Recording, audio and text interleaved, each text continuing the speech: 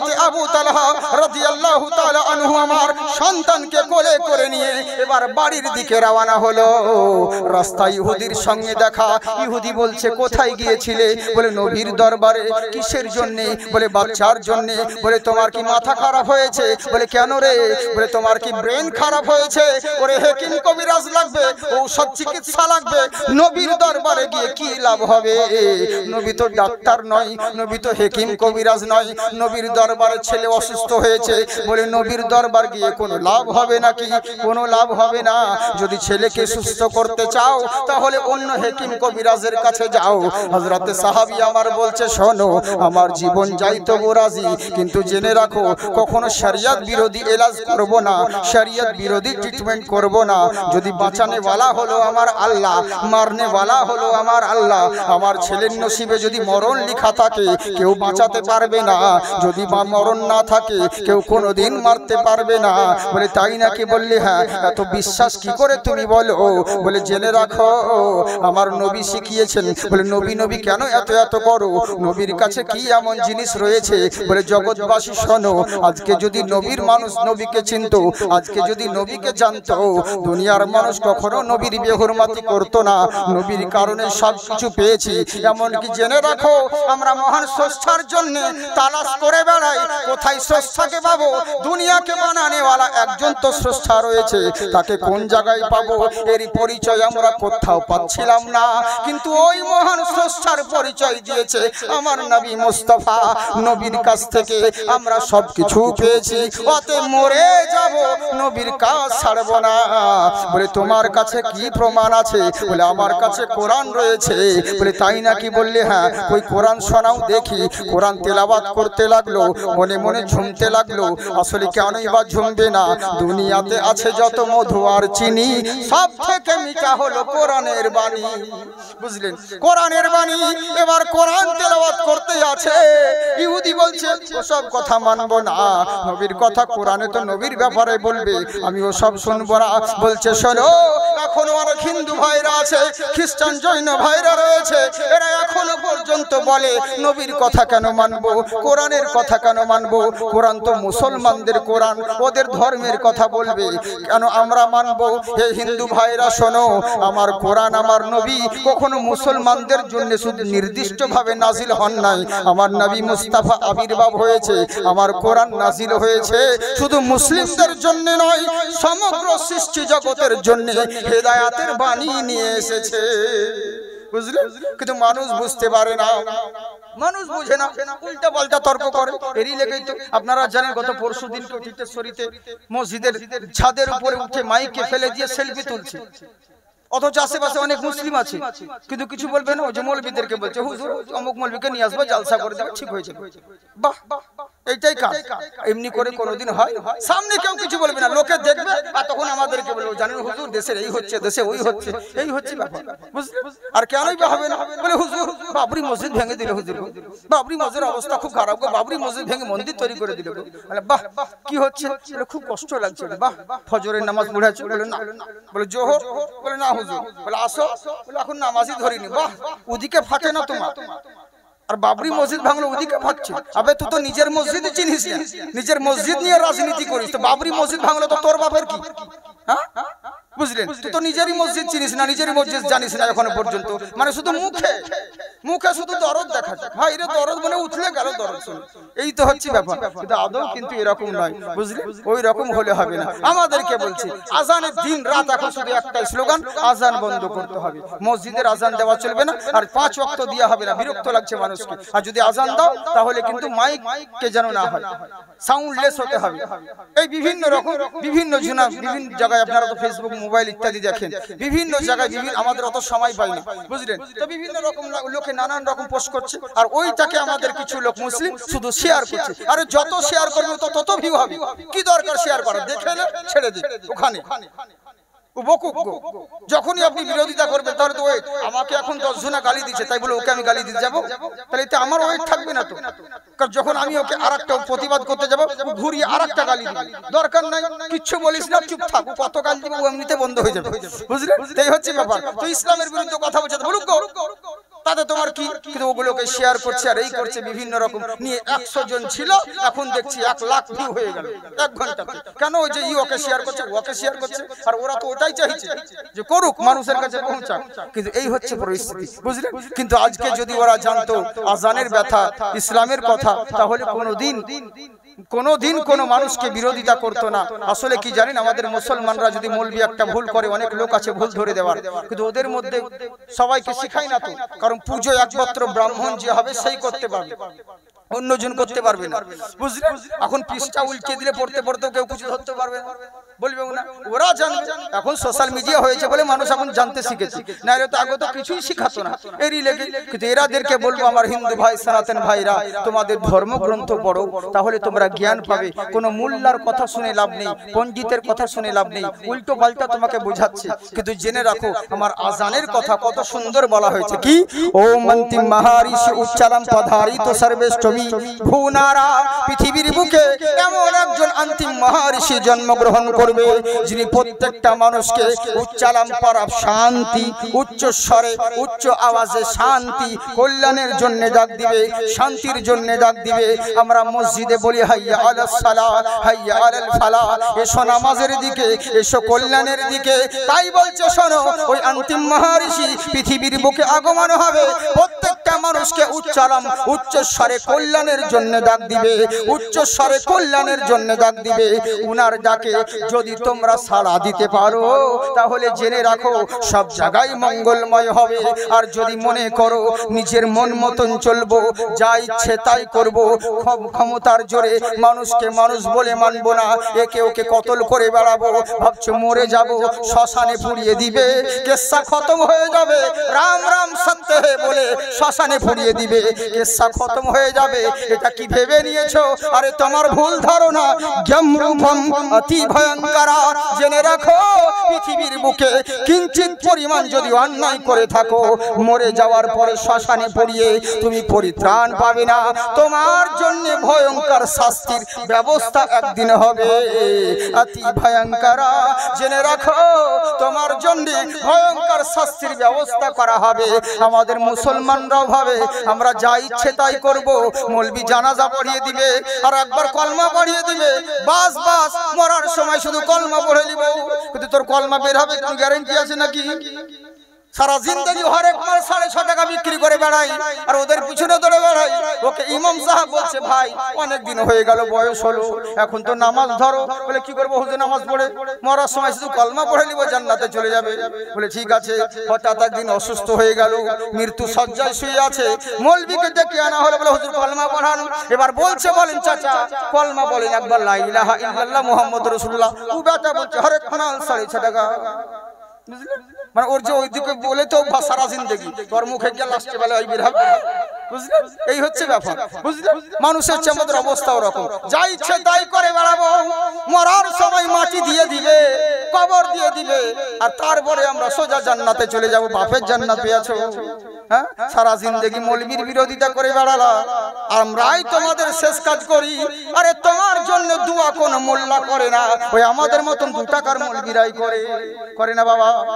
দোয়া দরুদ যা হয় জন্ম থেকে মৃত্যু অবধি আমরাই তো বহাল করি না, আমরাই আসি। আচ্ছা বলুন তো দেখি, মাথার ঘাম পায়ে ফেলে ইনকাম রোজগার করেন কাদের জন্য? মৌলবীর লেগে না, আপনার নিজের সন্তানদের জন্য। আচ্ছা বলুন তো দেখি, যার জন্য এত কষ্ট করে মেহনত করলেন, সেই সন্তানই যদি আপনার বিপদের সময় কাজে না লাগে, তাহলে মানুষ করে কি লাভ হলো বলুন? আর মানুষের বিপদের দিন হলো মৃত্যুর দিন। তো সেই দিন যাকে সারা জিন্দগি ইহানত করে গেলেন, গীবত করে গেলেন, যাকে গালি দিয়ে গেলেন, ওই মৌলবি ওই বিপদের দিনে আপনার জন্য দোয়া করবে শেষ বেলায়। ওই আপনার সন্তান জানেও না তো দোয়া, ও কি দোয়া করবে? মুখ দিয়ে তো সালা আল্লাহু আকবার বলতে কি আব্বাহু আকবার বলছে, হ্যাঁ? ও কি বলবে দোয়া? ও তো সারা জিন্দগি মুতে পানি রাখি, কি করবে?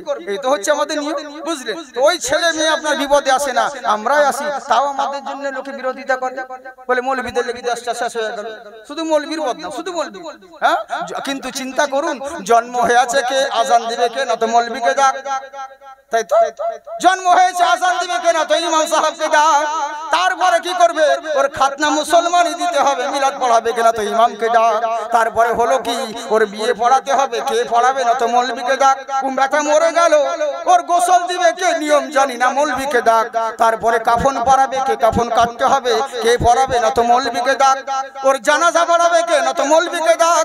যা করবে ওর সবই মৌলবীকে ডাক। দোয়া করবে কে তাও মৌলবীকে ডাক। কবরে নামাবে কোন দিকে মাথা দিবে কে জানাবে না তো মৌলবীকে ডাক। দোয়া করবে কে না তো মৌলবীকে ডাক। চাহারম 40 বছর কি যা করবে সবই মৌলবীকে ডাক। সবই মৌলবী করছে, জন্ম থেকে মৃত্যু পর্যন্ত আমরা মৌলবীরাই বাহাল করছি। আর ঘুরিয়ে আমাদের বিরুদ্ধে কথা বলছে, মৌলবীরাই দেশটাকে শেষ করে দিল। এর লেগেই বলি, বেশি মৌলবীর পিছনে লাগিও না। মৌলবী যখন বাংলায় পারবে না তখন আরবিতে ঝাড়বে। আর সেরকম যদি মৌলবী হয়, তোমার বাপের জানাজা বিনা ওযুতে পড়াবে। বুঝলে? হ্যাঁ, মৌলবীর বিরোধিতা করিও না। তো এবার করলো কি, ভাবছে কি হবে রে, মরে যাব, মৌলবীরা জানাজা পড়ে দফন করে দিবে, কিসসা খতম হয়ে যাবে। আমি বলি শোনো, এটা তোমার ভুল ধারণা। আমার আল্লাহ কোরআনে বলেন, কাইফা তাকফুরুনা বিল্লাহি ওয়া কুনতুম আমওয়াতান, কি করে অস্বীকার করো রে, যেই তোমার অস্তিত্ব ছিল না, তোমার নাম ছিল না, দুনিয়ার কোনো মানুষ তোমাকে চিনতো না, দুনিয়ার কোনো মানুষ তোমাকে জানতো না, দুনিয়ার কোনো পিতা যে তোমাকে জন্ম দিয়েছে ওই বাবাও তোমাকে চিনতো না, যেই মায়ের গর্ভে জন্ম নিয়েছো ওই মাও তোমাকে চিনতো না। আজকে বিশাল বড় বক্তা হয়েছো, আজকে বিশাল বড় মৌলবী হয়েছো, আজকে বিশাল বড় ডাক্তার হয়েছো, তোমার বিশাল বড় নাম ধাম, কিন্তু নিচের দিকে তাকিয়ে দেখো, একটু ফ্ল্যাশব্যাকে যাও, একটু পেছন দিকে যাও, তোমার যে পরিচয় কি তুমি নিজেই জানতে পারবে। একটা মাল কিনতে গিয়ে বলো আমি ব্র্যান্ডেড কোম্পানি ব্যবহার করি, আমার মোবাইল দেখে বলছে হুজুর এত বড় বক্তা আইফোন কিনতে পারেন না, আইফোন ব্র্যান্ডেড মাল, আপনি কেন এত কমাসামা মোবাইল ব্যবহার করেন? বলি যে কোনো জিনিস করি ব্র্যান্ডেড কোম্পানি, ক্যামেরা কি কিনবো ব্র্যান্ডেড কোম্পানি, ওদের কিনা দেখে ফেরেশতারাও হাসবে, আল্লাহ এই বেটা যে ব্র্যান্ডেড খুঁজছে, একবার নিজের দিকে ভেবে দেখে না ও কোন ব্র্যান্ডের মাল। আবে তুই তো একটা নাপাক পানির তৈরি, আজকে ব্র্যান্ড খুঁজে বেড়াচ্ছি, বিশাল বড় ডাক্তার হয়েছি, তোর সৃষ্টিত হয়েছে নাপাক পানি দিয়ে, আর তোর শেষ হবে ওই পচা মাটি দিয়ে। তাহলে কিসের অহংকার করছো? তোমার নাম ছিল না, ঠিকানা ছিল না, কোনো পরিচয় তোমার ছিল না, দুনিয়ার মানুষ কেউ জানতো না, চিনতো না, তোমার কোনো অস্তিত্বই ছিল না। ওয়া কুনতুম আমওয়াতান, তুমি একদিন মৃত ছিলে, ফাআহিয়াকুম, বিনা অস্তিত্ব থেকে আমি আল্লাহ তোমার অস্তিত্ব দান করেছি, আমি আল্লাহ তোমাকে জীবিত করেছি। আর আমার দেওয়া জীবন পেয়ে যা ইচ্ছে তাই করে বেড়াচ্ছ, যেখানকার খুশি সেখানে যাচ্ছ, আমার জমিনে থেকে আমার নিয়ামত ভোগ করে তোমরা আমাকে বাদ দিয়ে মোল্লা নিয়েই ব্যস্ত থাকো। কিন্তু জেনে রাখো, কি ভেবে নিয়েছো এই জীবন মরে গেলে শেষ হয়ে যাবে, এই জীবন চিরদিনের জন্য? ওরে না না না, সুম্মা ইউমিতুকুম, তো এই জীবন শেষ জীবন নয়, তোমাকে মৃত্যু দেব, মৃত্যু বরণ করতে হবে। আর কি ভেবে নিয়েছো মরে যাবে, কবরে নামিয়ে দিবে, কিসসা খতম হয়ে যাবে? ওরে না না না, সুম্মা ইউহিকুম, তোমাকে আবার জীবিত করা হবে, আবার জীবিত করব, জীবিত করে যেখানকার খুশি সেখানে পাঠিয়ে দেব না। সুম্মা ইলাইহি তুরজাউন, চূড়ান্ত সিদ্ধান্তের জন্য খোদার কাঠগড়ায় হাজির হতে হবে। তাই জেনে রাখো, আমরাও যাই বলি ওরাও তাই বলে, ওরাও তাই বলছে। শোনো ও মন্তিম মহারিষি উচ্চালম পধারিত সর্বেষ্টমী ভুনারা ইয়মরূপম অতি ভয়ঙ্করা। জেনে রাখো, দুনিয়ার বুকে নিজের মন মতন যদি চলাফেরা করো, অন্যায়কে অন্যায় না মনে করে যা ইচ্ছে তাই করে বেড়াবে, কিন্তু জেনে রাখো শ্মশানে পুড়িয়ে দিলে কখনো পরিত্রাণ পাবে না। যেই মহান স্রষ্টা তোমাকে তৈরি করেছেন, সৃষ্টি করেছে, ওই স্রষ্টার দরবারে ভয়ঙ্কর শাস্তির ব্যবস্থা হবে। আমরাও যাই বলি ওরাও তাই বলে, শুধু ভাষাটা হলো আলাদা। তারপর কি বলছে দেখুন, ওম জগদ্ধি মহিমা সুদামাহে, পৃথিবীর বুকে, আমি একটু তাড়াতাড়ি বলি না, একটু কেটে কেটে বলি, যদি ওম যদি মঙ্গল বুঝতে পারবেন না অত তাড়াতাড়ি, কিন্তু আমি একটু কেটে কেটে বলি আর উল্টো পাল্টা করে বলি। আপনারা ইন্টারনেটে দেখবেন আমি এক এক সংস্কৃত এক এক জায়গাতে এক এক রকম ভাবে বলি। কেমন করে? নিয়ম হচ্ছে আলহামদুলিল্লাহি রাব্বিল আলামিন আর রহমানির রহিম, তারপর মালিকি ইয়াউমিদ্দিন, তো তারজামা হবে আলহামদুলিল্লাহি রাব্বিল আলামিন থেকে। কিন্তু আমি করি কি জানেন, আর রহমান রহিম কোনোদিন আগে করি, কোনোদিন মালিকি ইয়াউমিদ্দিন করি, তারপরে লাস্টে আলহামদুলিল্লাহি রাব্বিল আলামিন করি। এর কারণ কেন জানেন তো? এর কারণ হচ্ছে সোশ্যাল মিডিয়ার যুগ, তো নকল বহুত উঠে গেছে। বুঝলে, নকল উঠে গিয়ে ওইগুলোকে আমাদের শুনে বলছে বাস। তো এই লেগে তাহলে যদি পড়ে তা ধরা পড়ে যাবে বল। এবার যদি কেউ তোকে জিজ্ঞেস করে আপনি যেটা পড়লেন সংস্কৃত বইয়ে দেখান তো দেখি কোন জায়গায় আছে, পড়তে পারলে তো ভালো, আর যদি মানে তো নাচতে গেলে হবে। এরই লেগে আমাদেরকে ওরকম করতে হচ্ছে, বুঝলেন তো, উপায় নাই ভাবছি। কারণ আজকাল এইরকম হচ্ছে আমাদের অবস্থা, ভং ভং অং বং দু চারটা মন্ত্র পড়ে দিল, কিছু তো বুঝলে না, চতুর্বেদী দু চারটা নাত পড়ে দিল, শায়রে ইসলাম হাগার মুতার ফতোয়া দিয়ে দিল, মুফতি সাহেব বানিয়ে দিচ্ছে। এটাই হচ্ছে প্রবলেম, বুঝলে, অনেক বেরিয়েছে।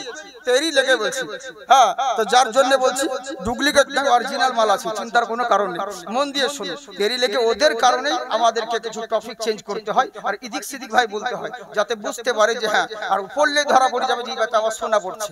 দেরি লেগে তো হ্যাঁ, সংস্কৃত অত সহজ নয়, তালাফুজের মধ্যে বহুত ভাগ আছে, একটা জাবার জের, একটা স্পেলিং আকার উকার যদি মিস্টেক হয়ে যায় মানে পরিবর্তন হয়ে যায়, বুঝলেন, অনেক রকম ভাগ আছে। কেমন করে চিন্তা করুন, ওংকারা করুলামা ওম জগদ্ধি মহিমা সুদামাহে, পৃথিবীর বুকে আপনি সুদামাহের মানে কি করবেন? এখানে তো সুদামাহে আছে, আর এক জায়গায় রয়েছে বহুরমতি দেবস্তুতে মা মাহে, ওখানে মা মাহে আছে, আর এক জায়গায় রয়েছে গুরু মূর্তি ভক্তিশ্বরী, আর এক জায়গায় আছে গুরু মূর্তি ভক্তি পুনম, আর এক জায়গায় রয়েছে গুরু মূর্তি ভক্তি নারাতম। এবার কি করে বুঝবেন কার কথা বলছে, কোন জায়গার মানে কোন জায়গায় চলে যাবে বুঝতেই পারবেন না। কি বলছে দেখুন, মন্দিরের দরওয়াজায় লেখা থাকে ঔকার চন্দ্র বিন্দু ওম, মসজিদের দুয়ারে লেখা থাকে আল্লাহুম্মা ফতাহলি আবওয়াব রহমাতিকা, আল্লাহ তুমি আমার জন্য রহমতের দুয়ার খুলে দাও। এবার ওরা কি বলছে, ওংকারা, হে চন্দ্রের মালিক, হে সূর্যের মালিক, হে ভুনারা, পৃথিবীর স্রষ্টা যিনি মহান মালিক, আমি তোমার উপাসনা করি, তোমার কাছে সাহায্য প্রার্থনা করি, তোমার উপাসনা করি। আমরাও তো মসজিদে বলি ইয়াকা না'বুদু ওয়া ইয়াকা নাস্তাইন, আল্লাহ তোমার ইবাদত করি, তোমার কাছে সাহায্য প্রার্থনা করি। আমরাও বললাম, ওরাও তাই বলে, কিন্তু গন্ডগোল হলে এক জায়গায়, আমরা মুখে বলিয়া কিন্তু কাজে করি অনেক, কাজের সময় কোনো মিল নাই। এক একজনকে ভেবে নিয়েছে আমি ওদিকে যাচ্ছি না, কোন ধর্মের বিরুদ্ধে তাচ্ছিল্য করছি না, আমার ইসলাম ওই শিক্ষা দেয়নি কারো মাযহাবকে, কারো দিলকে কষ্ট দাও, কখনো নয়। আমি কোন ধর্মকে ছোট করে বলছি না, তবে ধর্ম বলতে একটাই, যার নাম হলো ইসলাম, বুঝলে, পৃথিবীর বুকে ধর্ম কেবলমাত্র একটা, যার নাম হলো ইসলাম। বাকি যত রয়েছে আমি কাউকে আঘাত করে কথা বলবো না, শুধু এটুকুই বলবো আমার ধর্মের যে সৌন্দর্যটা সেটা শুধু তুলে ধরা কাজ, কাউকে গালি দেওয়া কাজ নয়। ওংকারা শ্রীরাম রমোহে মহালক্ষ্ম দয়ামতি ওং সমস্তুতে, পৃথিবীর বুকে শ্রীরামচন্দ্র বলো, শ্রীকৃষ্ণ বলো, শ্রী লক্ষণ বলো, ইনারা সবাই মহামানব, মহান দেবতা। আমি ওনাদের বিরুদ্ধে কথা বলতে যাব না, কি দরকার ভাই, ওনারা তো মহামানব, মহান দেবতা, কিন্তু তর্ক হলো এক জায়গায়, ওনারা মহান দেবতা, মহামানব আমরাও স্বীকার করি, কিন্তু সৃষ্টিকর্তা স্বীকার করি না। উনি সৃষ্টিকর্তা হতে পারে না, কারণ পৃথিবীর সৃষ্টিকর্তা কেবলমাত্র এক আল্লাহ, যার দ্বিতীয় কোনো কেউ নেই। বলে তাই নাকি? বললে হ্যাঁ। বলে কেমন করে মানবো? বলে জেনে রাখো, ওংকারা সর্বেষ্টমী বহুরমতি দেবস্তুতে, এক ঈশ্বরের উপাসনা করতে করতে মানুষ যখন বিভিন্ন দেবতার পূজা শুরু করতে লাগলো, হাজারো বহু দেবতার যখন পূজা করতে শুরু করলো, তখন শেষ পর্যন্ত আমার নবী মুস্তাফাকে মহান স্রষ্টা জগতের বুকে প্রেরণ করলো মা মাহে। আসলে মা মাহে নয়, মুহাম্মাদাকে মা মাহে শর্টকাটে বলা হয়েছে। ওই নবী মুস্তাফাকে পৃথিবীর বুকে আগমন করা হলো। ভূমণ্ডলী যুগে যুগে যথা যন্তরম সর্বেষ্টমী ভূনারতম, পৃথিবীর বুকে জগতের জন্য মহান স্রষ্টার তরফ থেকে একজন করে যুগে যুগে একটা করে মহামানব বাঁচতে থাকে, যিনি সবার চাইতে সেরা, সবার চাইতে উজ্জ্বল, সবার চাইতে আলা। ওই নবী মুস্তাফাকে আগমন করা হলো।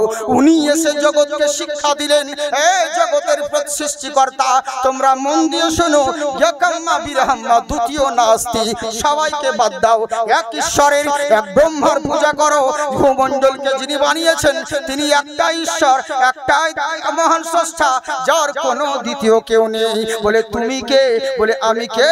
গুরু মূর্তি ভক্তেশ্বরী, আমি স্রষ্টা নয়, কিন্তু স্রষ্টার তরফ থেকে মহামানব হয়ে এসেছি। বলে তাই নাকি? বললে জেনে রাখো, যে আমি হলাম নবী, আমার আল্লাহ হলো এক, যার দ্বিতীয় কেউ নেই, আমার নবী হলো দ্বিতীয়, যার তৃতীয় কেউ নেই। বুঝলে? আল্লাহর শরীক যেমন কেউ নাই, নবীর সানিও তেমন কেউ নাই। তাই হে বৎসরা, নবীকে যদি মানতে পারো মহান স্রষ্টার সান্নিধ্য পাবে। অনেক লোক বলে ও কথা মানবো না, বলে মানতে হবে না, কোনো ব্যাপার নেই, কিন্তু জেনে রাখো জীবন চরিত্র যদি নবী মুস্তাফার সঙ্গে মিলাতে পারো, এখানেও কামিয়াব হবে, ওখানেও লাভবান হবে। তাই আমার আবু তালহা বলছে, শোনো, জীবন যতদিন বেঁচে থাকবো কোনোদিন নবীর দরবার ছাড়বো না। বাচ্চাকে কোলে করে নিয়ে যখন বাড়ির দিকে রওনা হয়ে গেল, বিবি জিজ্ঞাসা করে, স্বামী গো কোথা থেকে এলে? বলে নবীর দরবার থেকে। বলে তাই নাকি? বললে হ্যাঁ। নবী আমার কি বললো? আমার ছেলে সুস্থ হবে না মরে যাবে। তখন আবু তালহা বলছে, বিবি রে তুমি চিন্তিত হয় না। বলে কেন চিন্তিত হব না? বলে জেনে রাখো আমার আল্লাহ না একজনকে এক এক রকম পরীক্ষা করে। ইন্নামা আমওয়ালুকুম ওয়াল আওলাদুকুম আন যিকরিল্লাহ। আমার আল্লাহ বলেন আমি পরীক্ষা করে দেখব তুমি আমাকে ভালোবাসো না তোমার সন্তানকে ভালোবাসো, তুমি আমাকে ভালোবাসো না তোমার সংসারকে বেশি ভালোবাসো। যদি আমাকে বেশি ভালোবাসো, হাইয়া আলাস সালাহ, আমার যাকে সাড়া দিয়ে দিবে, ধান লাগা আর হবে না, আলু লাগা আর হবে না, ধান কাটা আর হবে না, চাষ করা আর হবে না, আমার জিকিরের মধ্যে শামিল হবে। তুমি কি ভেবে নিয়েছো ফিসাওয়ারি না তো আমি না? ভালো ফসল লাগিয়েছো, তুমি কি ভেবে নিয়েছো ফসল লাগিয়েছি ভালো টাকা পাবো, ভালো ইনকাম হবে? আমার আল্লাহ বলে, বান্দারে তোমার ফসলও হবে, তোমার ইনকামও হবে, টাকা ভালো পাবে। ওয়াল মারিজান বুতান, এমন বিমারি তোমার হবে ওই জমের টাকা, চাষের টাকা বিমারির পেছনে চলে যাবে, কোনো কাজে লাগবে না। একবার কি ভেবে দেখেছো তুমি যে চাষটা করো, তুমি যে চাষ করো, ওই চাষটা হয় কেমন করে? ধান লাগাও আর মাল লাগাও, যেটুকু লাগাও না কেন এগুলো হয় কেমন করে? সবই আমার নিয়ামত। তুমি যে আম খাচ্ছ, লিচু খাচ্ছ, কাঁঠাল খাচ্ছ, ওইগুলো হয় কি করে? আমটা যখন সরু থাকে, ছোট থাকে, ওটা তো টক থাকে, কামড়ালে পরে দাঁতে চোখে জল চলে আসে, টক থাকে, কিন্তু কিছুদিন পরে ওই আম আবার মিষ্টি কেমন করে হয়? আমার আল্লাহ বলে, বান্দারে ওয়া আনজালনা মিনাল মুসিরাতি মাআন সাজ্জাজা, আমি আসমান হইতে মুষলধারায় পানি বর্ষণ করি, ওই পানির ফোঁটা যখন কাঁঠালের গায়ে লাগে, কাঁঠালের টক কেটে দিয়ে মিষ্টিতে পরিণত করি, ওই পানির ফোঁটা আমের গায়ে লাগে, আমের পোকা লাগে না, আমের টক কেটে গিয়ে মিষ্টিতে পরিণত করি। এগুলো সবই আমার নিয়ামত। আমার নিয়ামত খাও, আন যিকরিল্লাহ, আমার জিকিরের মধ্যে এসো। একবার যদি বলো উদউনি আস্তাজিব লাকুম, মাবুদ গো আমার প্রার্থনা তুমি কবুল করো। আমার আল্লাহ বলেন, লা তাকনাতু মির রাহমাতিল্লাহ, আমার রহমত থেকে কেউ বঞ্চিত নয়। জেনে রাখো সারা দিন কর্ম করার পরে রাত্রি বেলায় ঘুমানোর সময় কোন বান্দা বান্দি যদি আমাকে আল্লাহ বলে ঘুমায়, আমি রব্বুল আলামিন আহকামুল হাকিমিন সারা রাত্রি ওই বান্দা বান্দির রহমতের ফেরেশতা দ্বারা আমি আল্লাহ হেফাজত করব। বুঝলে? কিন্তু আমার আল্লাহ বলে, বান্দারে আমি তোমাদেরকে নানান রকম ভাবে পরীক্ষা করব। বলে তাই নাকি? বললে হ্যাঁ। তাই আমার আবু তালহা বলছে, বিবি রে সবই আল্লাহর পরীক্ষা, তুমি চিন্তা করো না, আমার ছেলে মরে গেলে দুঃখ করবে না, আর আমার ছেলে যদি বেঁচে যায় তাহলে টেনশন করবে না। যেটা করবে আমার আল্লাহ সেটা ভালোর জন্য করবে। ভালো করবে না বাবা? হ্যাঁ, মন দিয়ে শুনুন। সামনে বাড়বো না ছেড়ে দেবো বলেন? বলবো? আপনাদের বিরক্ত লাগে না? দিনটা শুনে মোবাইলে তো শুনে নাকি? হ্যাঁ, আসলে কি জানেন, আমি একটু আলাদা ধরনের বলবো, মানে আমি এসব পছন্দ করি না। আজ অব্দি এমন কোনো বক্তা নেই যে যার চ্যানেল নেই নিজস্ব পার্সোনাল। প্রত্যেক জায়গায় জলসাতে লোক থাকে, সব থাকে, কিন্তু একজন আমি হলাম যার অ্যাকাউন্ট নেই আর যার চ্যানেল নেই। কেন বলেন তো? ভালো লাগে না। কারণ সোশ্যাল মিডিয়া আলা হযরত কেন নিষেধ করেছিলেন এখন বুঝতে পারছি। কেন বলেন তো? কারণ এতে যতদিন থাকবে আপনি মরে যাবেন, কিন্তু তাও দেখবেন কিছু লোক আছে তারপরে গালি দেবে। বুঝলেন? আপনার ভিডিওকে কাটছাট করে এদিক সেদিক করবে বিভিন্ন জনা, এই লেগে তা আমার করি। আমার কোনো চ্যানেল নেই, ইউটিউবে বা ফেসবুকে আমাদের প্রোগ্রাম বহুত পাবেন, কিন্তু আমাদের কোনো পার্সোনাল কোনো ই নেই। এই যে বিভিন্ন জনা ধরেন আসে, এদের করে নেই, করে বাস থাক। অনেকজন আমাকে বলে, আমরা দরকার নেই ভাই, কি দরকার? হ্যাঁ, আর আমি পেশাগত ওরকম বক্তাও নেই, প্রত্যেক দিন আমি প্রোগ্রামও করি না, বুঝলেন? অত লোভীও না যে প্রত্যেক দিন আমাকে যেতে হবে এখানে ওখানে, ওরকম নাই। মন হলো গেলাম, এক একটা মাঝে মধ্যে, সব জায়গায় নেই। তো কথা হচ্ছে কি, মন দিয়ে শুনুন বাবজি। তো এই যে ইউটিউব রয়েছে, বহুত কথা বলতাম কিন্তু বলতে পারছি না, কেন জানেন তো? কারণ আমার বাড়ি যাওয়ার আগে এগুলো পৌঁছে যাবে নিচে, বুঝলেন? দেখা গেল যে শেষ বেলায় আমার হাতে বাঁশ দিয়ে দিল আর ঠাকুরকে ধরিয়ে দিল, জাকির চতুর্বেদী দাঁড়িয়াপুরে এসে ফাটাইন দিল, বাঁশ দিয়ে দিল। তবে পরে যে বাঁশ আমি খাবো সেটা দে, বুঝলেন? এই হচ্ছে ব্যাপার। আর আজকাল এগুলো লজ্জা লাগে, জলসা হচ্ছে তোড়ফাড় করে দিল, স্টেজকে কাঁপিয়ে দিল। তবে বক্তায় জ্বরে কাঁপছিল দেখ ভয়ে, আর বলছে স্টেজ কাঁপিয়ে দিল। এই গিয়ে থাম্বেল উল্টো পাল্টা লিখে দিচ্ছে। কোন জায়গায় দেখছি বাঙ্গালের বিশাল বড় মুফতি আজম, মুফতি বাঙ্গাল জাকির হোসেন চতুর্বেদী, আস্তাগফিরুল্লাহ, উল্টা পাল্টা এরকম জিনিস না জেনে বিভিন্ন জিনিস লিখে দিচ্ছে সোশ্যাল মিডিয়াতে। এখানে লিখবে রে ভাই উল্টো পাল্টা জিনিস, এই লেগে আমি এগুলো পছন্দ করি না, বুঝলেন? অনেক নিষেধ করি। তো যার কারণে এরই লেগে বলি, যাকে যেই জিনিসটা দরকার তাকে সেটাই করবে। যার এরই লেগে সব কথা বলতে পারছি না, কিছু কিছু মুখ আটকে যাচ্ছে, বুঝলেন? তো চিন্তার কোনো কারণ নেই। হ্যাঁ, মন দিয়ে শুনুন, বলবো নেচে তো আপনারা শুনছেন দিন রাত। তবে একবার হাত উঠিয়ে বলেন আল্লাহু আকবার। সবাই উঠালেন না? আর ভোটের সময় আপনারাই লুঙ্গি তুলে বলবেন ইনকালাব জিন্দাবাদ, বাড়ি থাকবে মাথাবা, বলিয়েন না? দুই হাত তুলে বলেন ইয়া রাসূলুল্লাহ, মাশাআল্লাহ, জিন্দাবাদ থাকুন। কি বলছে দেখুন, হে নোক पे नेज़े की मगर बोल रहा है नोक पे नेज़े की मगर बोल रहा है, गर्दन से जुदा हो के भी सर बोल रहा है। কালাম দেখুন, আমাদের আসিফুল ভাই আছেন, উনি আমাদের অনেক সিনিয়র, বড়, আমাকে ছোট, আমি তো অনেক ছোট, কিন্তু আমাকে দেখি কি মনে হচ্ছে বলেন তো? আমি আর বাপ মনে শরীর দেখি, হ্যাঁ, আমাদের অবস্থা দেখে তো তা লয়, বহুত ছোট। ইনারা আমাদেরকে ছোট্ট অবস্থায় দেখেছে, বুঝলেন? মানে এক কথায় ন্যাংটা অবস্থায় বললে যেমন হয় না, ওরকমই হবে। হ্যাঁ, তো এই হচ্ছে ব্যাপার। তেরি লেগে যাকে যেটুকু সম্মান দেওয়ার এটা দিতে হবে। আর ওনাদের দোয়াতে আল্লাহ বড় করেছে, বক্তা হয়েছে বলে লাট সাহেব হয়ে, বুঝলেন? আলিমকে যদি সম্মান করো, এক আলিমকে যদি সম্মান করো, তো তার দোয়া পাবে। আর আলিম যদিও বা জাহান্নামী হয়, তার দোয়াতে তুমি জান্নাতি হবে, বুঝলেন? এরই লেগে বলছি বাবজি সোনামো কেমন। হ্যাঁ, তো যাক, তো ইনশাআল্লাহ আমার গলা সেরকম নাই, তবে একটু একটু বলার চেষ্টা করছি। মোহাম্মদ সুবহানাল্লাহ বলেন। নোট না দিলে ভোট তো দিবেন। কত সুন্দর কালাম দেখুন, হ্যাঁ নোক पे नेज़े की मगर बोल रहा है नोक पे नेज़े की मगर बोल रहा है, गर्दन से जुदा हो के भी सर बोल रहा है, गर्दन से जुदा हो के भी सर बोल रहा है। यूं पेड़ बुलाने से भी बोला नहीं करते, यूं पेड़ बुलाने से भी बोला नहीं करते, सरकार सरकार बुलाए तो शजर बोल रहा है, सरकार बुलाए तो शजर बोल रहा है, गर्दन से जुदा होके भी सर बोल रहा है। মুস্তাফা বলেন, বিবি রে তুমি চিন্তিত হয়ো না। এবার করলো কি, আল্লাহর কি কুদরত। ওদিকে হযরতে আবু তালহা রাদিয়াল্লাহু তাআলা আনহু, উনি বাচ্চা রেখে বাইরে দিকে যেমন ব্যবসার দিকে কর্মর জন্য যেমন রওনা হয়েছে, আল্লাহর কুদরত ওদিকে মালাকুল মউত ইসরাইল ফেরেশতা তার বাড়ি এসে তার বাচ্চার জান কবজ করে নিয়ে চলেছে, বুঝেছেন? এদিকে বাপ গেল বাইরে, আর এদিকে মালাকুল মউত ঢুকে গেছে। আচ্ছা আপনারাই বলুন, ফির মালাকুল মউতকে কি কোনোদিন রোকা যায়? রুখতে পারবেন না ভাই, যেখানেই থাকুন না কেন কোনদিন মালাকুল মউতকে রুখতে পারবেন না। তাহলে একটা কথা শুনুন, হাদিস শুনুন। হযরতে দাউদ আলাইহিস সালামকে মহান আল্লাহ এত বুদ্ধি দিয়েছিলেন, এত বিদ্যা দিয়েছিলেন, উনি বুদ্ধির জোরে একটা বিশাল বড় বাসা তৈরি করেছিলেন, বাসভবন তৈরি করেছিলেন। ওই বাসার মধ্যে একটা মানুষ তো দূরের কথা, একটা পিঁপড়ের ঢোকার ক্ষমতা নাই, এত সুন্দর করে বাসভবনটা তৈরি করেছিলেন। উনি যখন বাইরে যেতেন তালা মেরে যেতেন, আবার ভেতরে প্রবেশ করলে তালা খুলে প্রবেশ করতেন।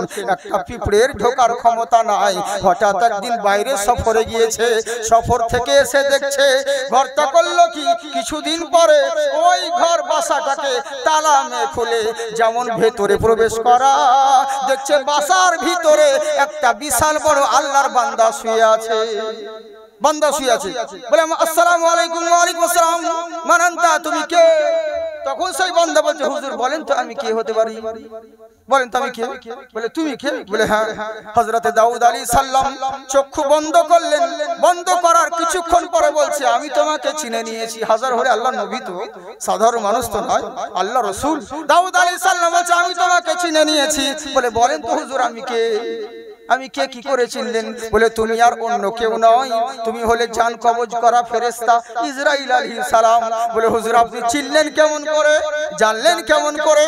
বলে এরই লেগেই চিনতে পারলাম। আরে আমি এমন ভাবে বাসা তৈরি করেছি যেখানে একটা পিঁপড়ের ঢোকার ক্ষমতা নাই, আর তোমার মতন বান্দা আমার বাসায় শুয়ে আছে, তার মানে তুমি ইসরাইল ছাড়া অন্য কেউ হতে পারো না। আল্লাহ কোরআনে বলেন, আইনামা তাকুনু ইউদরিকুমুল মাউত ওয়ালাউ কুনতুম ফি বুরুজিম মুশাইয়াদা। লোহার পিঞ্জরার ভিতরে যদি লুকিত থাকো, মৃত্যু থেকে কখনো রেহাই পাবে না। যেমন রাজা তার ছেলেকে বলেছিল, গণকে বলেছিল, তোমার ছেলের মৃত্যু হবে একটা পোকার কামড়ে। তখন রাজা চিন্তা করলো, আমি এত বড় রাজপ্রাসাদ জোগাই, আমার ছেলেকে বাইরে বের হতে দিব না। এত সুন্দর ঘর করলো, এত সুন্দর বলাখানা করলো, কাজ দিয়ে ঘেরা, যা কিছু লাগবে ছেলেকে বাইরে থেকে কর্মচারী দিয়ে আনানো হতো, কিন্তু ছেলেকে বাইরে বের হতে দিত না। কারণ গণক বলেছিল তোমার ছেলের মরণ হবে ওই পোকার মধ্যে। এরই আগে পোকা থেকে বাঁচানোর কারণে ছেলেকে বাড়ির বাইরে বের হতে দিত না। কিন্তু কতক্ষণ বের হবে রে? হঠাৎ একদিন ছেলে বলল, ও আব্বা গো, আমাকে একটা ফল এনে দাও। বলে তাই নাকি বাবা? বলে ঠিক আছে, যেতে পারবে না, বাইরে থেকে আনাচ্ছি কর্মচারীদেরকে নিয়ে। এবার কর্মচারীদের কাছ থেকে একটা ফল নিয়ে এসে ধুয়ে মুছে যেমন ছেলেকে দিয়েছে, লাও বাবা কামড়িয়ে খাও। যেমন ছেলে কামড়িয়েছে, সঙ্গে সঙ্গে ঠোঁট দিয়ে রক্ত বের হতে লাগলো। বলে কি হলো রে? যে ফলটা খেলো দেখছে ফলের ভিতর পোকা ঢুকেছিল। তার মানে বুঝতে পারলে, কুল ইন্নাল মাউতাল্লাযী তাফিরুনা মিনহু ওয়া ইন্নাহু খুলাকিকুম ওয়া ইন্নাহু মুলাকিকুম। যেখানেই যাও না কেন, যেদিকেই ছুটে বেড়াও না কেন, তোমার যখন নির্ধারিত সময় হয়ে যাবে, এক সেকেন্ড আগেও হবে না, এক সেকেন্ড পরেও হবে না, নির্ধারিত সময় মালাকুল মউত তোমার দরওয়াজায় হাজির হবে। তাই জেনে রাখো, মালাকুল মউতকে কোনোদিন কেউ রুখতে পারেনি। কেননা আল্লাহ পাক বলেন, ফালাউলা ইজা বালাগাতিল হুলকুম ওয়া আনতুম হিনা ইজিন তানজুরুন। আজকে যতই ছুটে বেড়াও, একদিন তোমার নিঃশ্বাসটা যখন তোমার হুলকুমে এনে ঠেকাবো, তুমি বুক ফাটবে, মুখ ফুটবে না, চেষ্টা করবে হাত পা নড়ার, কিন্তু নড়াতে পারবে না। ওয়া আনতুম হিনা ইজিন তানজুরুন। সেদিন তুমি নিরুপায় হয়ে যাবে, অসহায় হয়ে যাবে, কিচ্ছু করতে পারবে না, না চলতে পারবে, না বলতে পারবে, কিছু করার ক্ষমতা থাকবে না। সেদিন তুমি নিরুপায় হয়ে যাবে। কেন হবে জানো? কুল্লু নাফসিন যায়কাতুল মাউত। পৃথিবীর বুকে বহুত মজা চেখেছো, বহু জিনিসের স্বাদ গ্রহণ করেছো, একদিন তোমাকে মরণের স্বাদ গ্রহণ করতে হবে। এরই লেগে জেনে রাখো, মৃত্যু থেকে কেউ কোনোদিন রেহাই পায়নি, আর কেউ পাবে না। মালাকুল মউত ইসরাইল ফেরেশতা কি করলো?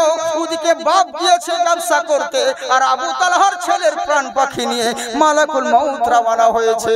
মা জননী ছেলেকে নাড়াচাড়া করতে লাগলো। যখন আর কথা বলছে না, সারা শব্দ হচ্ছে না, উনি চিন্তিত হয়ে গেলেন। মনে হয় আর আমার সন্তান নেই, কি করবে রে? বুক ফেটে কান্না হচ্ছে, কিন্তু মুখ চোখ বুজে সহ্য করে নিচ্ছে, কিছু বলতে পারছে না। ওদিকে কোরআনের কথা মনে পড়ছে। আল্লাহ রাসূল বলেছেন, নারীদের আওয়াজটাও পর্দায় রাখতে হবে। এর জন্য এই কোরআনের দিকে খেয়াল করে মা জননী চিৎকার মেরে কান্না করতে পারছে না। ইমানদার সাহাবী উনিও ছিলেন। করলোটা কি? সন্তান সন্তানকে সাদা কাপড়ে জড়িয়ে নিয়ে ছিঁড়া ফিটা ওই বেড়ার যখন কলমি বেড়া টেড়া দিয়ে তার ঘরটা ছিল খেজুরের ডালি দিয়ে ওই ঘরের পাশে বসে ছেলেটাকে শুইয়ে দিয়েছে। কিন্তু মা জননী অন্তরে কান্না করছে, কি করব রে। আপনারা জানেন পৃথিবীর বুকে প্রত্যেক ভালোবাসার পিছনে স্বার্থ আছে, নিজের মা ছেলের ভালোবাসার পিছনে কোনো স্বার্থ থাকে না। থাকে কি বাবা? কোনো স্বার্থ থাকে না। কেন? মা নিজের সন্তানকে কলজের টানে ভালোবাসে। আর প্রত্যেক ব্যবসার লেগে পুঁজি দরকার হয়, কিন্তু মানুষের জিন্দেগির পুঁজি হলো নিজের বাপ মা। মা হলো খুঁটি আর বাবা হলো ছাদ। দুটোর মধ্যে যদি একটাও না থাকে তাহলে বাড়ি ঘর বাদ। লক্ষ কোটি টাকা থাকতে পারে, যদি তোমার মা না থাকে তোমার জিন্দেগির কোনো মূল্য থাকবে না। এইটুকু জেনে রাখবেন, কোনো মূল্য থাকবে না। মা জননী আমার উনি কান্না করতে আছে, কি করবে রে। সন্তানের দিকে তাকায় আর বুক ফেটে কান্না করে।